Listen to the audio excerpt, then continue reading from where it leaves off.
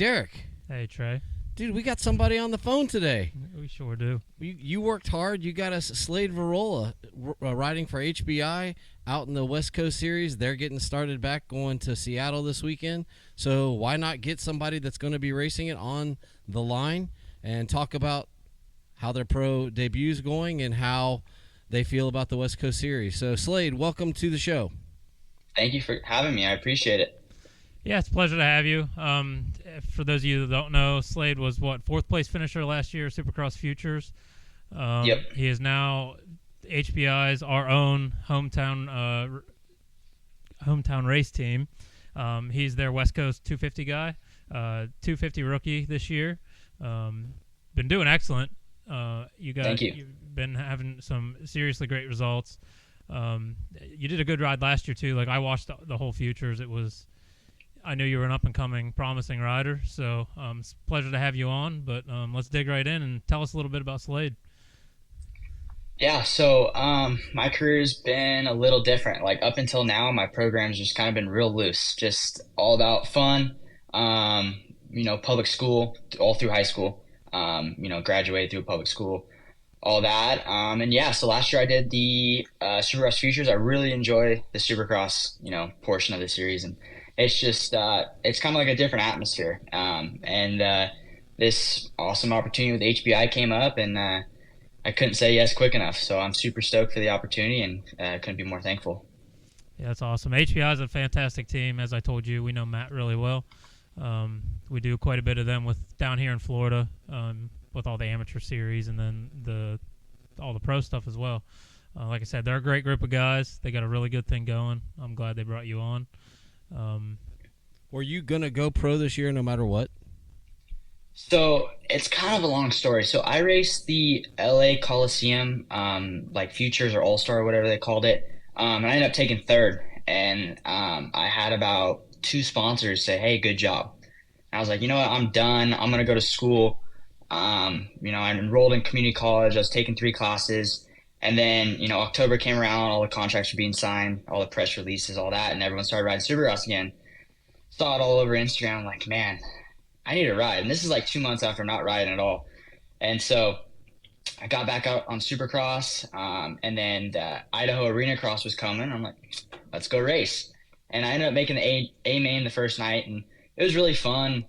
It kind of got me back into it. I'm like, you know what? I'm going to train. I'm going to get ready for Futures. And that was just kind of the plan all along. Just do Futures, not do any like the amateur nationals. And then I was going to make my like pro debut and just do like kind of like the West Coast pro motocross rounds, or at least the ones I could make it to. But yeah, this opportunity came up like middle of December. And so far it's been awesome.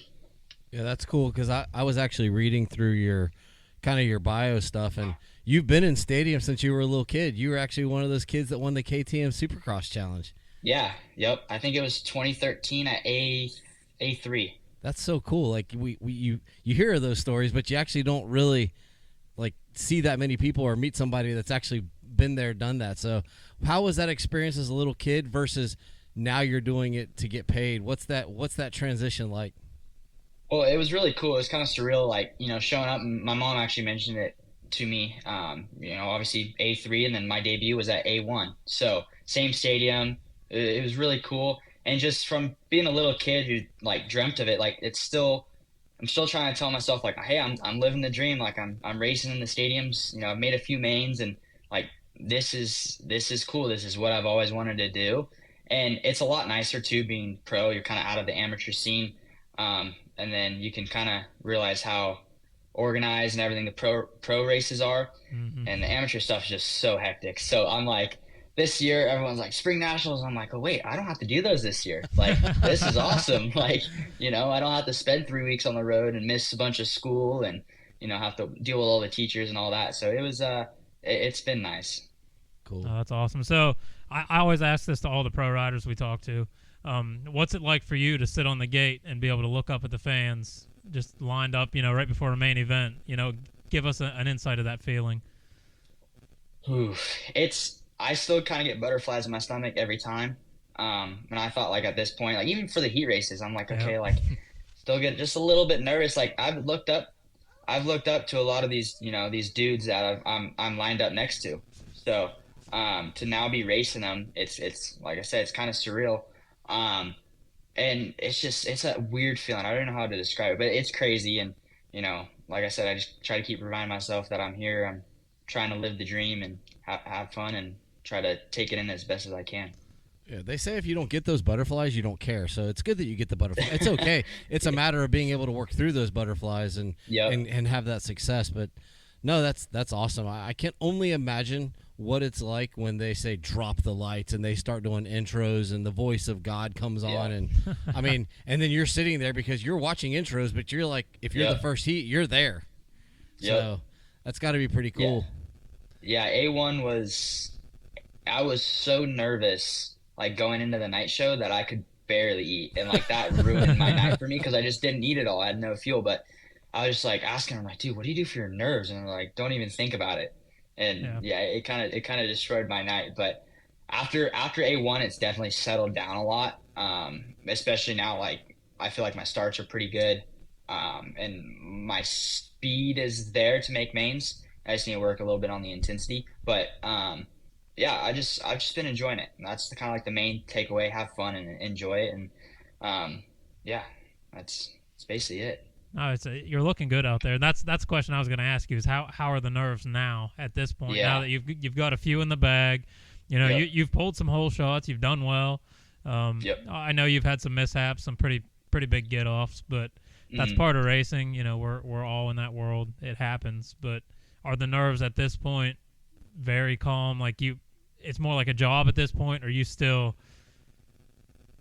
I'm trying to look at it as a job. I'm also trying to keep it fun. But yeah, I've had a few big get offs, I think, from being a little bit nervous and not riding to like the best of my abilities.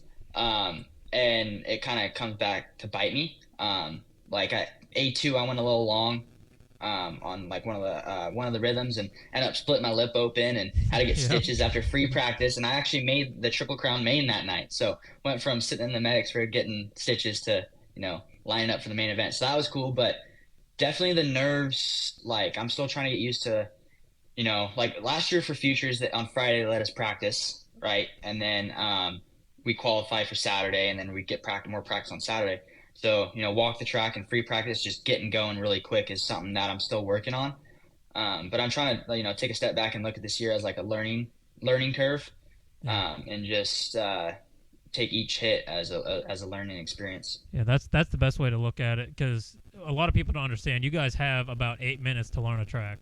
If you're not part of press day, then you get very, very little time to master the track before you start qualifying. And most people do not understand that from a fan standpoint. Us as a standpoint, like we're there. Like I said, we have a 450 rider. We're there. We get to experience it. But for kids like you that are coming up, that the amateur world is much different than the pro world, and there's no tracks like Supercross. So, what's it like to try to master a track within 8 minutes time of free practice and then straight into qualifying? Yeah, so I think the pressure's definitely on, and like you go to these practice tracks and you see everyone already ride before you or whatever, and you can go out and there's no tough blocks either, so that's another big thing. Those things will bite you out of nowhere. But there's a big difference between like the stadium Supercross tracks versus like practice tracks. Just kind of how boxed all the rhythms are, and just like the style of the build is a lot gnarlier than some of the practice tracks that we have, especially here in California. So it's difficult. But it's something like if you don't get it done in free practice and you have to wait, your first qualifier is not so good. I mean, sometimes you don't get the second qualifier. I mean, look at Daytona, they canceled it after the first one. And, in San Fran, they gave us, like, they took away free practice and they gave us literally one qualifying. So you really have to figure it out quick. And it's difficult, but I think I'm getting the hang of it. What's your training program look like? Because down here the guys, they got a facility they ride at, and there's a lot of riders here to train with. Do you have a crew that you can train with out there? Yeah, so I train with Martin Costello over at World Moto, and I try to train with him at least once a week. It's a bit hard because I'm from Simi Valley, which is north of LA, which we're 2 hours away from give or take, to all the tracks, like supercross tracks. Like Paula is about 2 hours and 15 minutes. So that's kind of where everyone trains. Yeah. Luckily I have my mechanic Jake DeRocher, and he takes the wheel, and we go down twice a week, like while we're racing. And then like these last 6 weeks, I've been trying to ride 2-3 times a week. I've been doing a little bit of outdoor stuff, but yeah, it's difficult to get on the tracks that are that far down there and get with the fast guys just because of how far we live. But we do our best, and we get it done. I was just curious because that is one of the hard parts. People don't. Yeah, you can. There's motocross tracks around, but finding a built supercross track to train on is a tough go. Yeah. And you would think California, the Mecca, there'd be tons, but like you're saying, you still got to go 2 hours and 15 minutes to get to one. That's same Yeah, way. Go ahead. Yeah, we used to have like Milestone used to be here, that closed down, and what is it? Was it State Fair? They had one. Now there's Sun Fair out in Joshua Tree. They have a supercross track. They've been open. Lake Elsinore and Paula have been closed from the rain. We have Hemet, but that's like another 3 hours from my house. And then luckily we have a supercross track. It's about 45 minutes from my house. It's called Wyvern. And I train out there. Maybe I try to get out there as much as I can, but it's kind of hard just because it's a private track. And then it floods really easy because of the rain. So lately I've been making the trek all the way out to Joshua Tree to go ride at Sun Fair because it's just been the driest track. Makes sense. I mean, it kind of is what it is. If you don't have a facility to train at, you have to do what you got to do. So. Yep. I was looking through some of your stuff, and you did race quite a bit at Loretta Lynn's. And what was your best result? Or I don't even care if you say the best result, but what was your most fun you ever had at Loretta Lynn's? Probably not last year, but the year before. So 2022. I raced 250B Limited and 450B Limited, and it was a really fun year. It's kind of like I said, my program was really, really loose. We were just, like I said, I was still in school, having fun. It was my dad, my mom, and I, and my sister would come occasionally. But yeah, so I actually built my own race bike for Loretta's that year. We got there, it was just all fun. Went out for practice, and I hadn't ridden in like a month because we took so long to get there and just kind of hung out and stopped to see some family on the way. And I got there, I'm like, man, I feel really good. Like, I don't know what what's going on, but I feel really good. And the first moto, I think I was in third or fourth, and I ended up blowing out a rear wheel. And I was my own mechanic, so I had to go back, wash the bike, take another wheel off my other bike, put it back on. Well, I go back out in 250 Big Limited, and my whole shot ended up third in the moto. And then in the last moto, I was in second, battling for first, which would have been the championship. I blew out another wheel. Wow. So I ended up fifth overall, and like it's so kind of like it's bittersweet, but it was such a fun year because I had no pressure. Like we go with the intent to have fun, and I feel like when you do that, you have the best result. You ride loose, you ride you're just having fun. So that's kind of the main takeaway we try to get from it. But that was probably the best year just because I was up front, and I was just stoked on my riding. You've been to Loretta's, you've had some success. You've had, I think everybody at some point struggles there, and the track gets so beat compared to a guy that lives out in California. When you see the Blue Groove tracks, is that just a culture shock to go there and ride, or did you get some practice in Texas at some of the other places? I've never really, gone out and done it like that. When I was on minis, I'd go out to North Carolina and to Daxton, Phoenix with like the Deegans and go ride for a little bit. But last year I actually went to Grant Ranch with Josh Grant, and we trained a little bit for about a week, and that was sweet. His track's rad. Get used to the heat and humidity. And it was good. It was just last year it just wasn't a really good year for me. We ended up leaving early because all the rain and stuff, and we just didn't want to destroy the bikes. And I still wanted to make my debut at, I think it was Budds Creek. So we decided to pack it up and then head to the Pro National. Awesome. Yeah, it is a different life being pro versus amateur because, I mean, it's like literally at Daytona. They went Daytona, they went to Texas, and then they stayed in Texas, and it was bang, bang, bang. And I don't know how they do it. And the pros, you go every week, but you have a a week off between two. These guys are literally one day between, and it's on it. Yeah. Yeah. I've always wanted to do Daytona and like do the whole spring national, all three, but I've never really been able to do that just because of school. So that was a big thing. I think I did it once, not Daytona, but just Moto Playground Springding and Freestone. Hmm. But other than that, I just go do one and then just pack it up and come home. Parents had to work, I had school, so Here's an kind of a idea. bummer. But Keep having success. 250 West next year. Beg, plead, borrow, whatever. Hey Matt, how about I've never done Daytona? Why don't you just put me in the Daytona Supercross and skip the whole RCMX thing, and you just do a Right. 450 in the Daytona Supercross? Ride a 450 at yeah, Daytona. Yeah, I mean, why not? It's that would be fun. it's a similar track, but hey, you get to do it as a pro instead. So That is definitely one I want to check off the bucket list. I mean, we've been watching it for years, and it looks so gnarly, but it's just like something about it. Like I just want to go race that. Well, it's just the anticipation every year of that race, and it's a fan favorite. I do think there's going to be some changes next year because of all the shenanigans that happened this year. Like I was there personally; it was wild. We've been there for 6 years running at this point, and it's never been to that extent. Hold on.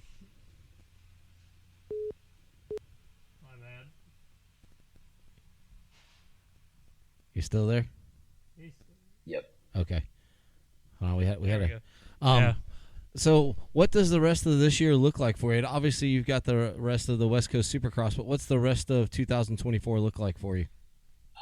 So right now, nothing's kind of written out or anything like that. Obviously, I hope I'd be able to sign again with the HBI crew and race some outdoors. I really want to do that, but as of now, nothing's official, nothing's in writing or anything like that. But yeah, all I can do is just keep doing my best in Supercross and hopefully, get signed for outdoors. Cool. So how does it feel to ride for HBI, and how are the team dynamics for you? It's rad. Matt and Darla Bell, they're awesome. Chris, the team manager, he's rad, and it's a cool, like, it's kind of like a family oriented team. Like everyone's super cool with each other, and it's super easy going. Yet let's go out there and get this done, and go out there and do our best. So it's cool. It's very, I wouldn't say light, but it gives you room to do kind of, I don't even know how to say, but it doesn't feel like you have so much pressure on you. You get to go out there and do what you know how to do. And you can kind of like run your own program in a way. Yeah. It's like I said, Matt and Darla are great. The whole team's great. Obviously, we know them all. Cole Bradford trains my kids quite a bit. Oh, sweet. So we're around them frequently. But no, they're well known in the industry for their dynamics and how they operate. And it's awesome to see you on there as well. So going forward, what are your big goals that you'd like to accomplish? I want to get it into the main, obviously the rest of the rounds, and then the East-West shootout. Those are going to be gnarly. So obviously just get into the heats, qualify, into the heats, and then just kind of, do what I can and kind of like, try to build my name is basically the best I can describe it. Just, at least be on the bubble, or, I really want to get in, but right now we're a little bit off the speed. So just keep building. That's the big thing. This is the building year, and just keep progressing. And so, next year when I come back in swinging. It makes sense. And you talked about being a little bit off, and I really appreciate that honesty, because it's hard to get riders to actually talk about that kind of stuff. Is it turning? Is it jumping? Is it timing? What do you feel is like causing you to be that little bit off? My two big things are the whoops and my intensity. So like for a fast lap, I can put down like some good intensity, but like throughout the motos, I start off and I lose it and I have it back. Like I'm really working on just kind of putting all the puzzle pieces together. Sometimes like I watch the video, I'm like, dang, like I was literally out there for a weekend cruise. Like didn't look like I was going that fast at all. Like, so I just got to really kind of remember that this is the job I want. This is what I want to do for a living, and just kind of keep that in mind and keep building off that. and just keep pushing. That's the big thing. I just always kind of just find myself out there riding around. So I just got to keep the intensity up and get through the whoop. So I've been doing a lot of whoop practice these last few weeks. That's actually pretty cool. I mean, I appreciate that honesty and the candor. That is really cool to hear that, because a lot of times like, oh, I just need to twist it. Well, it's not always about twisting. No. Sometimes it's about, just like you said, it's just the intensity, because you can go out there and twist it, and if you're not intense, you're gonna ding yourself up pretty good. Yeah, exactly. So I've been really focusing on that, train with Martine, and even my mechanic's been hard on me about it, but it's for the best. So I want to touch on your school stuff, because I think it's awesome. You're one of the few guys who's now on the pro tour and actually went to school. You said you started classes. Is that something you want to continue to do during your pro career, or you want to do after your pro career, and what is it you want to study? Yeah, so I originally wanted to become a mechanical engineer. I like to say I'm pretty good with numbers. And my sister's going to school for civil engineering. So I kind of have to like keep up with her. But when I started community college, I was like, okay, that's a lot of work if I do decide to race again. So I just went in to get business, managing, marketing, all that. I want to get my A in business. But like right now, I took the semester off. They have some kind of rushed classes in the fall. So I'll probably pick up about 3 classes when the outdoor season's done, and then just bust those out before Supercross starts, and just kind of keep building that side of that part of my brain, and just keep going with that. It's actually not bad though. I mean, you look at guys like that have educated themselves while they're racing, whether that's in class or reading or whatever. There's nothing wrong, because it kind of works a different part of your brain than just hitting a set of whoops, Yeah, for sure. And I mean, you look at guys like Cartwright. I mean, Cartwright went to school. He's got a job, and he's still racing on the weekends. Like, I talked to him. I want to say it was my first round of futures last year, and he was like super open about it. And he's like, "Yeah, dude, I think it's great." So ever since having that conversation with him, I'm like, "Yeah, I think I'm gonna not to the extent that he did, but just kind of slowly chip away at the classes to try to get." Just my A in business, just to start, just so I have it if I decide to go anywhere. That's very commendable. Yeah. And we talk about Cartwright quite a bit on here, because he's very commendable. It's hard to hold a full-time job and actually work at the races. That guy will take his computer and work at the races, as you know, and then go out and race and still come back and work. It's wild crazy what he does. There's very few that can do that and actually maintain the way that he does. But outside of racing, outside of schooling, like what do you like to do as a hobby, do for fun, just as a normal human being? I really enjoy mountain biking. Mountain biking is great. Golfing, obviously. But other than that, really nothing. Just a lot of family time, and just, I don't know. Racing consumes a lot of our time, especially, again, how far I live away from the track. So I get home, I go to the gym, and I just go to bed. Like, I don't really do much. But yeah, golfing's fun. I think it's one that a lot of riders do just because of the risk. There's really no risk. So yeah, just trying to keep my mind open and just keep on going. Racing is successful for you, and you're having a career. Obviously, you want to do the best you can. But let's say you're a Cade Clayson or a Josh Cartwright. They were in Finland this year to race, and guys are getting to go to Australia. Is there a country that you would like to go visit, and since you get to go visit it, go race? Yeah, actually, I've been talking to my dad and my uncle a lot about it. Like, if I got the opportunity to go to Australia, I'd for sure do it. Like, I've always wanted to go there. I've always talked about racing there, or even Europe. Any of that stuff. I think that'd be cool. But Australia's definitely one I want to check off my bucket list. You go there with the American accent, and I got you. But no, I say that because we have a local kid here from Auburndale, Jack Chambers, who was giving it a go in Supercross, and now he's racing MXGP first round there in Argentina. They're going to start. I mean, I don't know what the ride's like that he has, but really, who cares? You're traveling the world racing your dirt bike. So you get those opportunities to do those kind of winter races, like you said. You might have to cram some classes in while you're going to these races, but why not? That's one of those things that I think the sport can take you places that you never would get to go if you allow it to. Yeah, definitely. So that's one thing I'm kind of looking forward to if it happens. And I think it'd be a really cool opportunity. You get to go out and go to, like you said, go to a different country, and the sport just takes you there, which is awesome. You need to meet Eric Pernard. Yeah. That's the guy. That's the guy. Like, you need to meet him and get him hooked up with Get him. him over there. Yeah. We could probably make that happen. Yeah, that'd be Talk sweet. it over with Matt. Yeah. But no, it's awesome. Everything you're doing is awesome. It's awesome to do it at such a young age. Yeah, definitely. And get the experience that you're getting.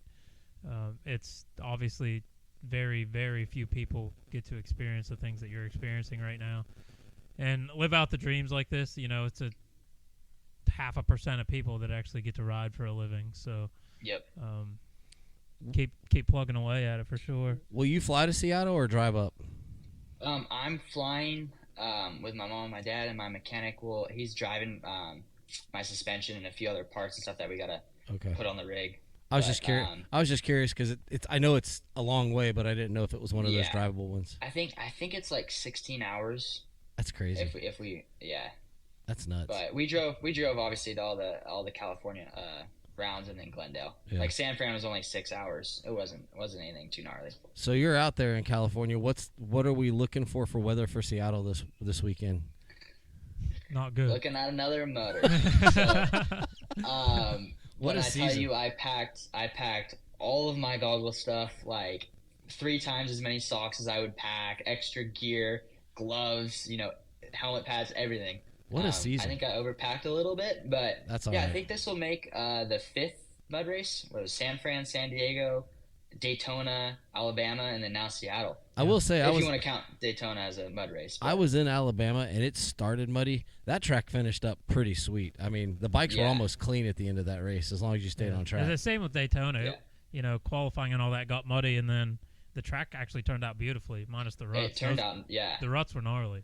But San Fran was a true. I mean, that was. You might as well just raced in the swimming pool we have out here. Oh, that was so gnarly. There's no way to prepare for that, right? No, not unless you want to go blow up some bikes or So how was that race? Track. In your opinion, So I was still in B practice, and we were the first people on the track, and we had the one qualifier, right? So it was great. I think I qualified 13th or 14th, first heat. So track was fresh, and I just stayed up. Like, I wasn't going. I was like by no means the fastest guy on the track. I was just kept it on 2 wheels. I never had that astronomical lap time of a minute longer or whatever. So I just stayed up, and I ended up 7th or 8th in the heat. Yeah. So right through the heat, didn't have to mess with the LCQ, and then when the main came around, the track was so gnarly. It was brutal, especially being a shorter guy, just kind of paddling through it. It didn't look fun. I race off road, and I told Derek, I'm like, dude, there are some hair scramble guys that are just laughing at these Supercross guys, knowing they could never on a dry track, could not even make it over the jumps. But tonight, they have a chance. Yeah, we looked like absolute beginners out there, feet off, just. It wasn't. It honestly wasn't even fun to watch. Like, it was. I felt so bad for you guys. I'm from Pennsylvania originally, so we're used to some of these gnarly mutters, but that was just miserable. Like, as a fan, I would have hated to pay to go to that race and try to watch it. But like, from us as the standpoint that we're in or you're in, it's what it's doing to the bikes. I mean, it's no fun to watch your rider out there riding and just destroying everything that he has. Yeah.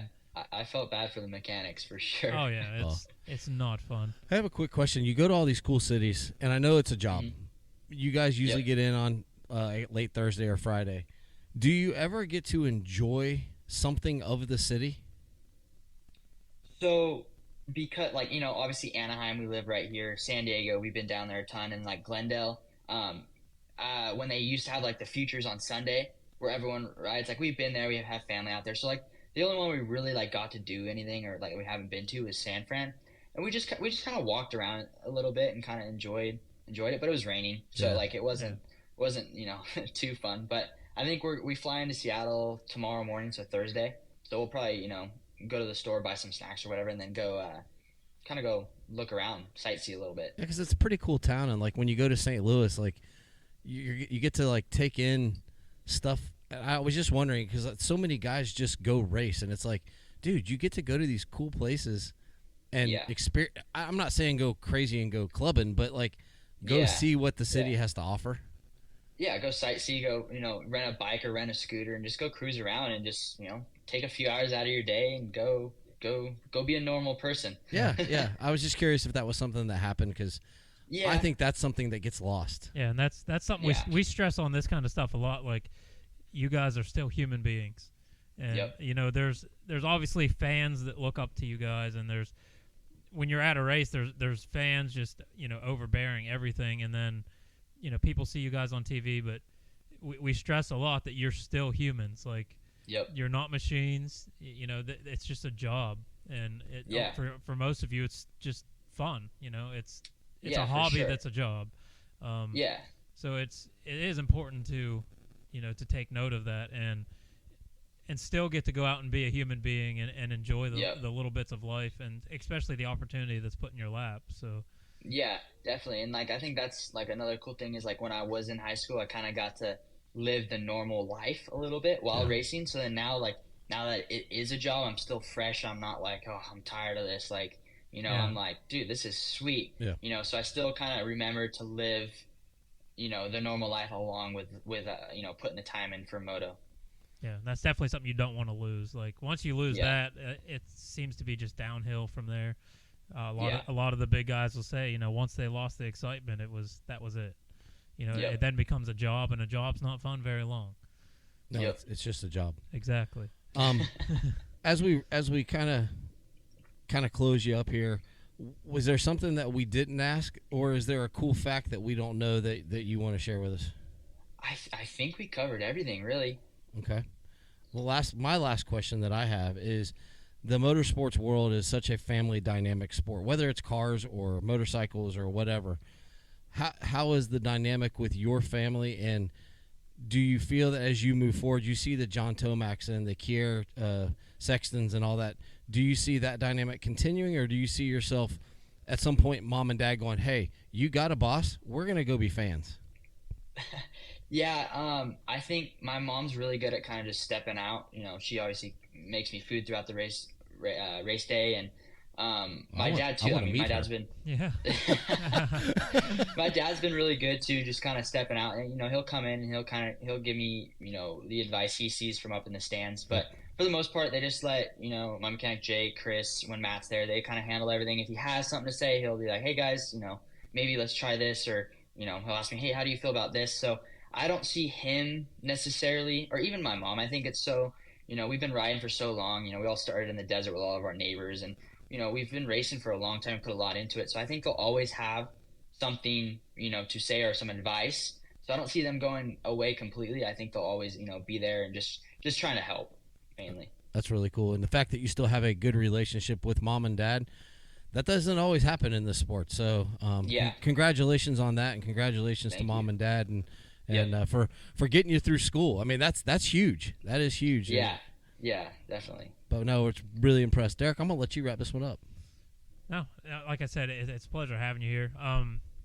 So I can't wait to meet you. We're going to be in Nashville for the East-West Shootout. Sweet. So that'll be awesome. We'll definitely pop in and talk a little bit. But like I said, congratulations on all the success that you've had so far. Like I said, this is a fun one for us because HBI is a local team to us. Matt lives about 15 minutes up the road from me.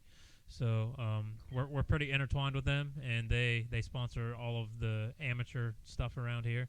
So you're a pretty big hit over here.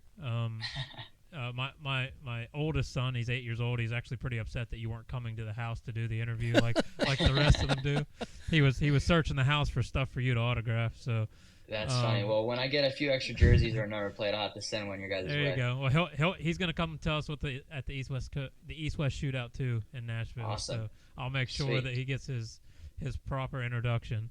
If you see an old man at HBI at St. Louis, because I think I might be in St. Louis. Yeah. If you see a guy milling about HBI's pits, it's probably just me and my wife. So I'll introduce myself and let you get back to your business. But awesome. No, it's we can't wait to see where your future goes.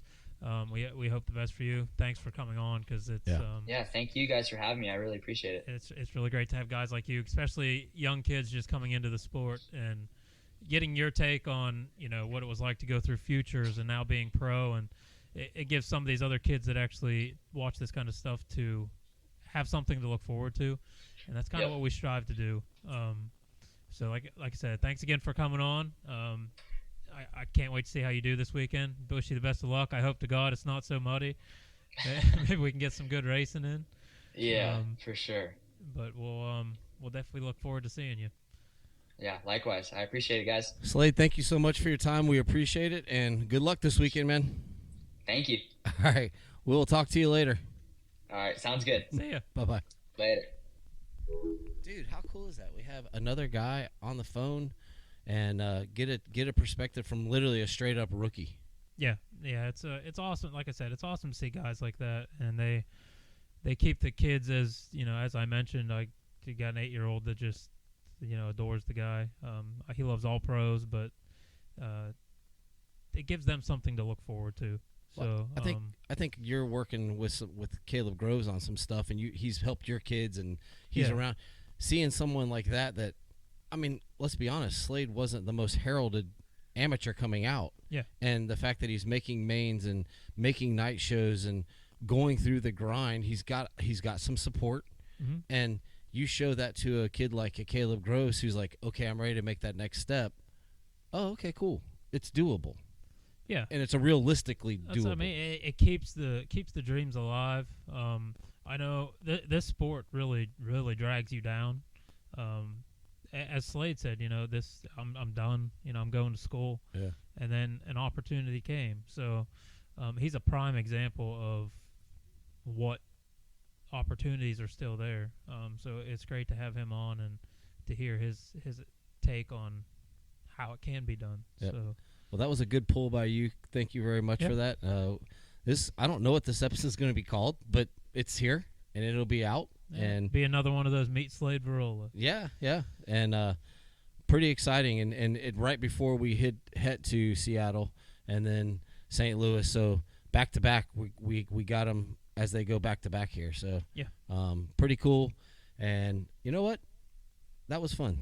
And by the way, the pool deck is absolutely beautiful today. Yeah, it looks good. It feels good. It's decently warm. It's pretty freezing this morning. It's nice.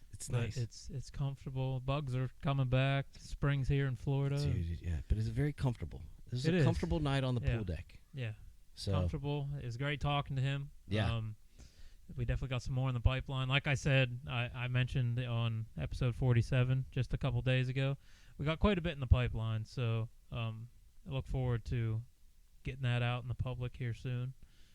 Everything that we have going on and what's stemming off of this. So once we get there, we'll get there. But we'll see when we can get some other guys on. And what do they say? We'll get there when it's time. That's right. We'll get there when it's time. And when it's time, it's going to be some pretty awesome stuff. So definitely stay tuned for all that. But thank you guys for joining us for this impromptu episode set up by Derac. We'll get it out as quick as possible, and we're going to have some exciting stuff to talk about Monday. Yeah. So we'll see you guys at Seattle, and we'll be here first thing Monday to recap it all. He's Derac Schaefer with DBS Custom Fabrication and Handyman Services. I'm still Trey Heath with Michelle and Trey Real Estate, and we are together Beyond the Curve, the MX podcast. We're out. Bye-bye. See ya.